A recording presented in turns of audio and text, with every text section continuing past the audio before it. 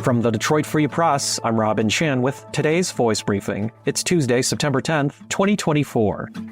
I'm Frank Witzel with the Detroit Free Press. Gas prices, which have been a presidential campaign issue, are down. Analysts forecast they could continue to go lower to $3 a gallon or less through Election Day unless a sudden hurricane hits or conflict in the Mideast erupts. In Michigan, AAA found the state average dropped 12 cents from a week ago to $3.25 a gallon. Will gasoline prices factor into Tuesday's presidential debate in Philadelphia? The lower gasoline prices, driven partly by lower oil prices and a seasonal switch to a winter blend, already averages less than $3 a gallon in less than 10 states. They also could benefit Democratic candidate Kamala Harris, who was getting blamed when they were higher earlier this summer. John James, Republican seeking re-election in Michigan's 10th district in Macomb County, has been airing TV ads that criticize Harris. In it, James claims the vice president bans gas cars and would damage Michigan's auto industry and threaten jobs. And Donald Trump promised last week that if elected, prices would go to $2 a gallon or less. However, some analysts pointed out that Trump's proposed tariff policies would raise gas prices, particularly in the Midwest, which gets oil from Canada that is refined into gasoline, but could cost customers more if taxed more. And for the sixth straight week, the nation's average price of gasoline has declined, according to Gas Buddy, which tracks gas sales. The national average price of diesel also fell in the last week and now stands at $3.62 per gallon, the lowest since early 2022.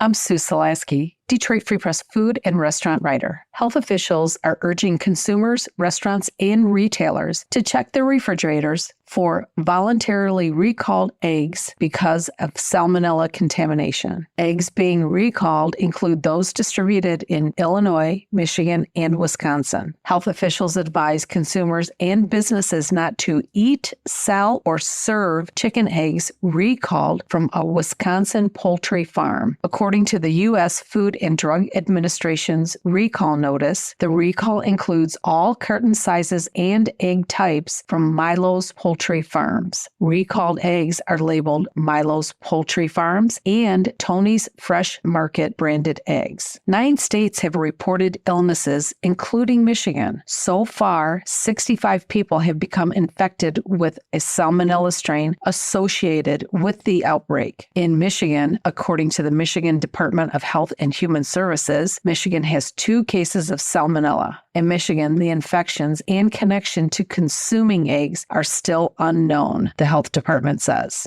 Consumers, retailers, and restaurants should follow the FDA's safe handling and cleaning advice at fda.gov and use extra care in cleaning and sanitizing any surfaces and containers that may have come in contact with the product to reduce the risk of cross-contamination. This is Kylie Martin for the Detroit Free Press. Sherman's Dairy Bar, a beloved ice cream shop in South Haven, has announced that they will be closing after 66 years in business. Sherman's Dairy Bar was known for its variety of flavors, from classics like strawberry and butter pecan to unique creations like French silk and Chocomania, all crafted one batch at a time. Before the Dairy Bar got its start in ice cream, Sherman's was a dairy and milk delivery business stretching back to 1916. After the original owner's grandson began experimenting with ice cream in the 1950s, the frozen dessert won out over the bottled milk business, establishing the South Haven staple for generations to love for decades to come. Sherman's Dairy Bar is set to close with the end of the 2024 season on October 26th. Find more from the Detroit Free Press on freep.com. That's FREEP.com. Thanks for listening, and you'll hear more from us tomorrow.